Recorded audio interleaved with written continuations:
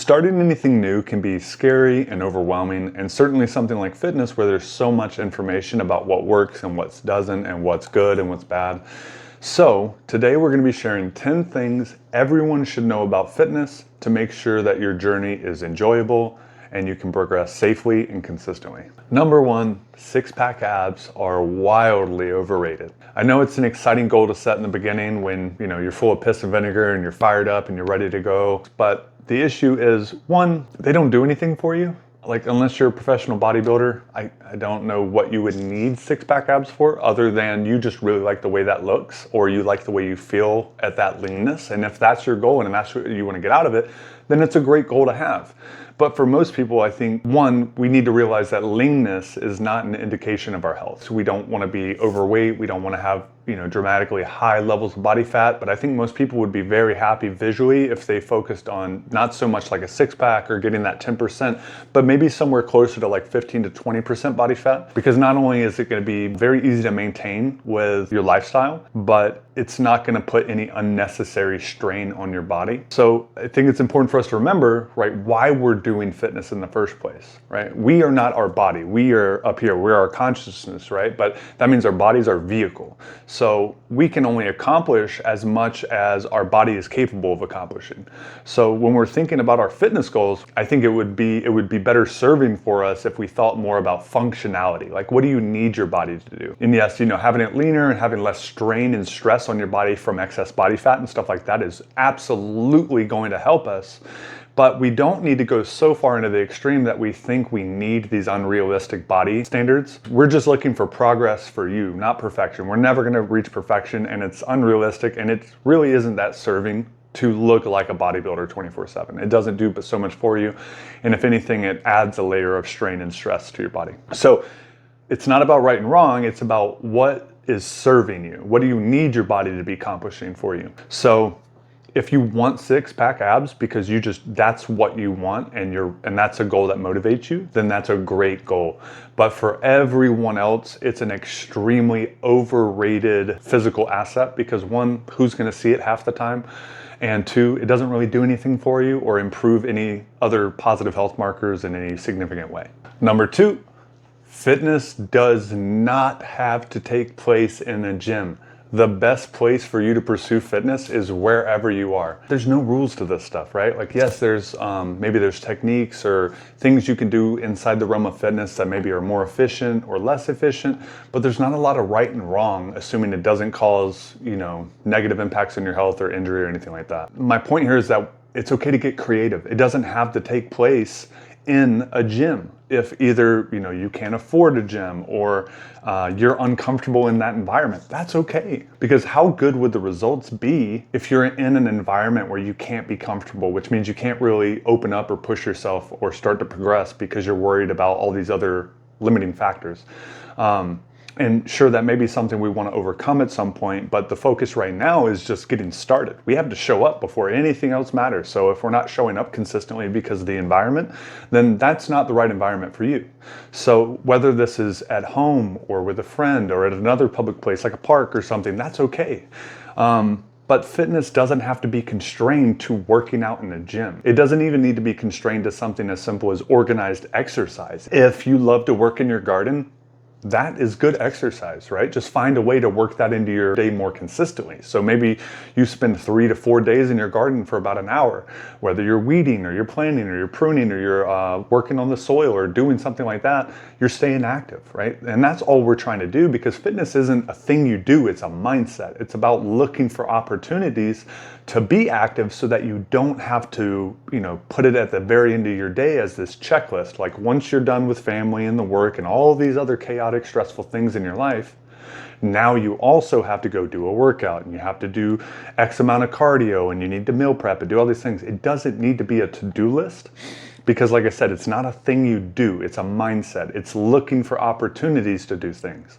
And this could be done all kinds of ways. You could just be very intentional about structuring time in your day consistently throughout your week to play with the dogs outside, or play with your kids, or spend time in the garden, doing yard work, going for walks, skateboarding, like anything that forces movement. That's all we need, is just something that forces you to be more active. And that's what we're looking for, is just opportunities to take tiny steps towards our consistency and towards being more active. Right? So number 2, fitness does not have to take place in a gym. It can take place wherever you need it to take place. Number 3, prioritize recovery, because your performance today depends on how well you've recovered since yesterday. One of the biggest misconceptions, beyond people just completely ignoring recovery, one of the biggest misconceptions I see inside fitness is that when people hear recovery, they think sleep. And while sleep is hugely important, and that's something we're going to talk about, it's not the only component. All right, because your sleep can only do so much for you based on these other 3 pieces. And that's going to be hydration, nutrition, and stress. So if those 3 things are not maintained or not balanced or improved in any regard, then your sleep can't recover, because our sleep is when we repair all the damage on our body, we restore all of our hormones, and all of these things we need to be extremely effective in the next day. Whether that's with work, our family, or our fitness goals, you're not going to do well at those things if you feel like crap, if you're tired, if you're lethargic, if you can't focus. And that's decided by your recovery. But like I said, we need to make sure we're hydrated so that nutrients is getting moved throughout our body effectively. We need to make sure we're actually eating good food to put the nutrients in our body so that our body actually can repair and restore things. And we need to make sure our stress levels are low, or managed at least in some regard, because when those are really, really high, our cortisol levels spike, and that disrupts a lot of our hormone production and will disrupt our sleep, and then creates a massive negative feedback loop of you sleep like crap, so you feel like crap all day. And when you feel like crap, a lot of times we don't do the things we should, like eat well, hydrate, or stay calm and focused. So it leads to more bad sleep, which worse recovery. And then we have this ongoing negative feedback loop of never making progress. We always feel like crap, so we don't want to do extra things. It derails us significantly. And so if I had to only pick one thing out of everything we talk about today for us to focus on, I would say recovery has to be up in the top 3. So if you know that this is somewhere you struggle, definitely start to prioritize it. Number 4, failure is the key to progress. You are going to fail so many things. You're going to fail at your goals. You are going to fail sets. You're going to fail on movements. You're going to fail at meal prep. You're going to fail at so many things when you start getting into fitness. And the problem is that a lot of people see those points of failure as signs that they can't do it. And that's just not the case. Learning to fail at things is a skill. This is a skill. A skill. Who the fuck talks like that? Learning to fail at things well is a skill. And what I mean by failing well is just getting really good at understanding that when we fail at something, it's just a reminder that we're not quite over that obstacle, or there's something we need to learn. I think the main thing for me is learning to ask why. Why did I fail? What went wrong? Because it's not important that you passed or failed. That is irrelevant. What is important is that you understand why you failed, because that is the key to your progress. Understanding that why, and being willing to ask why, and not just point the finger at everything else. Oh, well, it happened because so-and-so made me late, or my schedule was off, or I just didn't have time. I'm telling you now, it's all bullshit. If you have an excuse, if you have a reason why you keep falling off, if you have a reason why things don't keep working out, it's all bullshit, and you're lying to yourself. And so the first thing we have to understand is that it's okay that you failed. It's okay that you didn't figure it out and that this isn't working so great. What's important is that we start to ask why. Did you not pack your gym bag before work, and so you had to go all the way home to get it and then go back to the gym, and because of that you didn't have time in the day? Is it because you didn't plan your week? And there's going to be as many whys as there are reasons to fail in the first place. So this is all going to be very unique to you and your life and your problems, but it's not important that you failed. It's important that you ask why you failed and you actually tried to resolve that problem. The sooner we learn to emotionally detach ourselves from failure and learn to just look at it objectively, you're going to find that progressing and improving is so fast. And it's an actually enjoyable process because each problem just becomes a puzzle. It's like, okay, how do I figure this out? Number 5. the secret about consistency. One of the biggest issues I see with a lot of people with fitness is that they set these incredibly high bars. I know we live in a culture where everyone tells you to set incredibly high bars and, you know, aim for the stars and yada, yada, yada. Well, there's no point in having high bars if you can't reach them. And this creates a lot of problems for us. When we set a bar that's so unrealistic that there's no world where you should be expected to be able to accomplish that thing, it's not a good goal for us. So if you've never lost 30 pounds in a single setting, it doesn't make sense for your first goal to be to lose 30 pounds. You've never done that before. You don't have a clue what it takes to do that.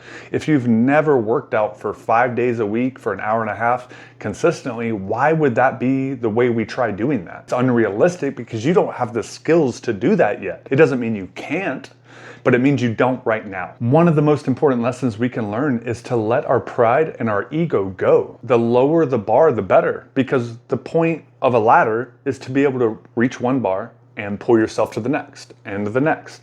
So if the first rung of the ladder is 10 feet above your head, what is the point of that ladder? It's a terrible ladder. But this is how a lot of people tend to set goals, because it feels good to set really high, lofty goals, but they don't serve us. If you actually want to see progress, scale it back, right? If you've never done a dedicated workout program, start with just working out 1 to 2 days a week, but your goals need to be unfuck-upable. So if my plan for the week is to work out 5 days a week, and I'm already working 40, 50 hours at work, and I want to start adding in all these workouts, that may not be a very good goal for me because I'm already stretched so thin. So if one thing goes wrong in my schedule, suddenly I'm missing days at the gym. So if 1 or 2 weeks go by and I'm only getting 2 workouts a week, guess what my goal needs to be? 2 workouts a week, maybe 3 at some point. But for now, I need to get really good at working those 2 days into my schedule. And until that's unfuck-upable, and what I mean by that is that no matter how chaotic your week is, you can still hit these goals. The secret to consistency is learning to set smaller goals. Number 6. At-home workouts are GOATed. And for the uninformed, that means greatest of all time, G-O-A-T. For whatever reason, at-home workouts tend to get a bad rep. Like they're looked at as like less than a gym workout or inferior or something. The point of fitness is to get something out of it. One of the most important aspects of creating a fitness routine is that it needs to be convenient. And by convenient, I mean as few barriers of entry as possible. And what I mean by that is, how many potential obstacles does it provide? How many potential things could go wrong that would keep me from completing this task? If it's a gym workout and that gym is 20 minutes out of the way, that's a huge barrier of entry. That's a really easy thing to get in my way at any given day in the week that keeps me from going, because maybe I get 10 minutes behind, or there's bad traffic, or something goes wrong, and suddenly I'm missing workouts. So that's a huge barrier of entry. So we can remove that by saying, hey, we can either find a gym that's on the way, so it's no longer 20 minutes out of our way, or we can do at-home workouts, because the quality of a workout is not dictated by how much weight you can use, or how many reps you do, or what type of machinery or equipment you have available. The quality of a workout is dictated by how much stimulus your body gets. How much did you get out of it? How much did it serve you? So if we can make choosing to do a workout very convenient by making it at home, so we don't have to go out of our way anywhere to do it, then that's a really good place to start, because the point is to create a routine where we're able to maintain it. So if by doing it at home, that's a barrier we no longer ever have to overcome, then that's a huge step towards progress and a step towards consistency for us. Number 7, adjustments, not overhauls. Far too often people come in hot and heavy and ready for big explosive changes, and they try to do way too much, way too quickly. So in the beginning, yes, set your goals, lay out the things you want to try and accomplish and how you would like to try and accomplish them, write it out, and then I want you to look at each piece. I want you to try and get a measurement of how far outside of your normal day-to-day is this goal. If right now you don't work out at all, maybe setting a goal of working out 5 times a week on this really complicated, also very new workout is maybe too far outside of your norm. And the reason I want you to get kind of a measure of these things is because the farther outside of your normal that goal, then the likelihood of you falling short of that goal and failing are significantly higher. Now, failing on its own, as we've talked about, isn't a problem, but in the beginning, when we already don't really have any momentum and this is already overwhelming and it's already new and it's stressful, well, we want to limit that as much as possible. We want to limit as much unnecessary failure as possible, because the more you fail at this thing, especially when they're really significant failures, falling extremely short, this all becomes a lot of negative emotion that we are associating with fitness. And then the next time you want to try it, you have to overcome all those emotions, because the last thing you remembered is sucking at this and hating it and being miserable and disappointed with yourself. So I want to avoid some of that. Try to make adjustments first. So before we go in and we implement all of these crazy things, let's see if we can just make some adjustments. If you're someone who wants to start improving your nutrition, start with changes that are almost unnoticeable. I like to focus on drinks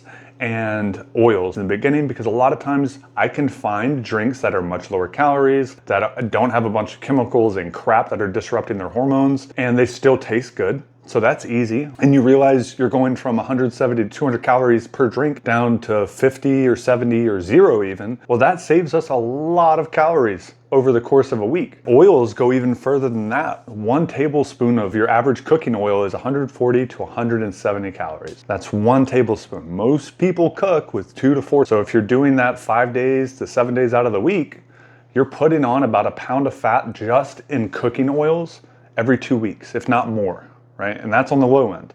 So just by replacing those cooking oils, that is saving you 1.5 pounds every 2 weeks. That's a huge difference. And it's going to be a difference you start seeing in about 2 weeks. And that's going to feel good, knowing all I did was swap out my drinks and I swapped out my cooking oils and I started losing weight and feeling better. That's fantastic. And those are the kinds of changes I like to focus on making in the beginning. They're very low friction with the rest of your life, right? As opposed to if I try to, day one, I'm going to start eating this really new meal plan that doesn't include any of my favorite foods and is almost entirely things I don't generally eat. The likelihood of me maintaining that is very low, because there's so much friction and it's so far outside of my norm. So in the beginning, whatever your goal is, whether it's more about working out or moving more or eating better or getting more recovery, try to make the changes, adjustments, and try to make them as unnoticeable as possible in the beginning, and let yourself build up a little momentum, right? Get a week or 2 of doing these really small things well, and then add a slightly harder thing or a slightly more engaging piece. But don't try to do everything all at once all the time, because it's just a really good way to fail quickly and stop caring about this. Number 8, the truth about fitness. It's not something you do, it's a mindset. We have a really bad habit in our culture of viewing fitness through a very specific lens, and it's usually one of a bodybuilder or a professional athlete. That's who it was for. It was for athletes and bodybuilders. So if you're not in those 2 categories, then you don't need to feel the need to approach fitness this way. Because like I said, fitness isn't a thing you do. It's not just going to the gym. It's not just being on a meal plan or a diet. It's a mindset about how you view the world around you and about how you view opportunities to be active. Some examples of this. Yesterday I had a limb fall in the backyard, and I could have absolutely just used the chainsaw and chopped it up in 5-10 minutes and been done with it. But I had the time. It was a beautiful day outside. It was very sunny. The dogs were out. They wanted to play. And so instead, I grabbed the hand axe, and it was more of a 30-minute job, but I got a lot of exercise out of it. And then after, I decided to play with Athena. She loves going and throwing the ball. And I've even considered getting her, those toys where you can drop the ball in it and it just keeps throwing it for her. And she would love it. She would love it, and it would occupy her, and she'd get lots of exercise. But I didn't adopt her so that I could distract her. My goal is to engage with her and to build companionship with her and to love her and to spend time with her.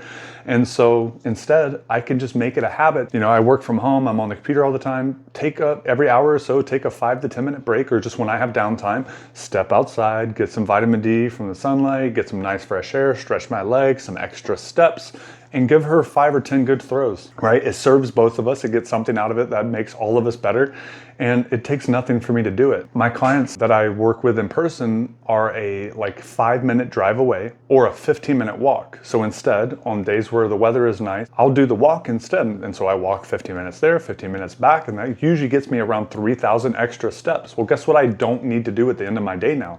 I don't have to go on a 30-minute walk because I've already done it while accomplishing other things. I'm showing up with a little more energy because now I've been active. I've gotten some fresh air and some sunlight. I'm also setting the example for them. So it's about looking for opportunities to be active when we could otherwise choose not to. The wrong choice or the inefficient choice for our health is the easiest choice to make, because you don't even have to walk out to your car to drive to a restaurant to get food anymore. You just do it on your phone and it all comes straight to you. You don't do anything. We use Roombas, right? How many steps could you get just from vacuuming once a week? That's an extra 500 steps or so, doing something you already need to do, but we've gotten so lazy, for a lack of a better term, that we just don't move as much as we should. So it's looking for ways to be active, finding activities and things you genuinely enjoy that force you to be active. So if you like working in the garden, or you like hiking, or you like certain sports or skateboarding or longboarding, or just find something that forces you to move and engage with that more. But it's a mindset. It's not a thing we do. Number 9,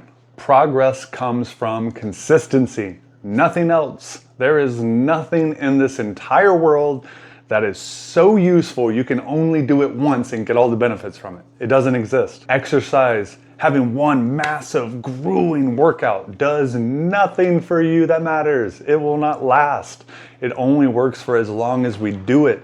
So to me, that tells us it needs to be enjoyable. It needs to be convenient. And if it's not, you're gonna have a really hard time being consistent, right? We don't do work we don't enjoy. So if you miss a couple workouts this week, don't, beat yourself up. Don't be like, oh, I'm such a failure. I'm such a loser. I didn't do the thing I said I was gonna do. Instead, ask why you didn't do it. Was it because the schedule? Was it because you don't enjoy the workout? Is it because you don't feel comfortable going to the gym? What is it, right? There is no wrong way to do this other than just not doing it. So it doesn't matter what we do, but we need to do it consistently if we want to see the benefit from it. And you can either start now or you can start 5, 10 years from now. So you might as well get on it now, because we're always going to want the benefits of fitness. I think one of the most important things you can do is realize you don't need it to look like anyone else's version of fitness. If being on a diet or a meal plan and working out 5 to 6 days a week for hours at a time, if that doesn't sound good to you, that's okay. It doesn't need to sound good to you. You need to focus on finding the things you love doing and then find a way to move more while you do that. That's it. That's what fitness is learning to move more while doing things you enjoy so that you do it consistently. Keep it simple. Okay, progress comes from consistency. So if you don't get excited about doing it, it's probably not so much that you should just give it up, but maybe you should find a new way to do it, right? Get creative, get weird, try new things and figure out what works for you. Number 10, last one, fitness is a lifelong journey. I know I've already said that probably 20 times during this video, but it cannot be overemphasized, guys. Like I said, it only works for as long as we do it. So it has to be something we do lifelong if we want lifelong benefits from it. And I know that it's easy for that to sound like an overwhelming or an even overbearing concept of like something that you have to do for the rest of your life. But when we've done all of these things we've talked about today and we've done them correctly so that this becomes something that's integrated neatly into your life as opposed to being this to-do list you do at the end of every day, you're going to find that maintaining these things are the easiest thing in the world because you've done the hard work of finding a way to integrate it as opposed to just cramming it into the end of your day. So we need to find a way to enjoy this. We need to find a way to consistently do it and to work little things into our life so that we are naturally more active and we don't feel the need to do things we don't want to do just to stay healthy. Please take the time, get so comfortable failing, get comfortable falling short, get comfortable being weird and creative and asking for help and asking for other opinions and trying new things because it's imperative you find a way to love this. And if you don't know how to do that on your own, that's okay. Like I said, there are so many resources out there. I'm happy to answer questions and to talk with you and to help guide you. If videos like this are helping you get a little bit closer to where you want to be, then I'm doing everything I want to do, and that's all I'm looking to accomplish is just help someone who thinks fitness is this incomprehensible task. If I can help someone that views fitness that way take a step towards it and enjoy it and find a way to love it so that they get the benefits for the rest of their life, then that's all I'm looking to do. And I hope you guys like and subscribe, support the channel. This is the type of content I want to make. I want to help you guys get where you're going. So find a way to fall in love with this. Find a version of fitness that works for you. It doesn't matter if it doesn't match other people's version of what fitness should look like or anything like that. If it's serving you and it keeps you moving forward and excited about what you're doing, then it's perfect.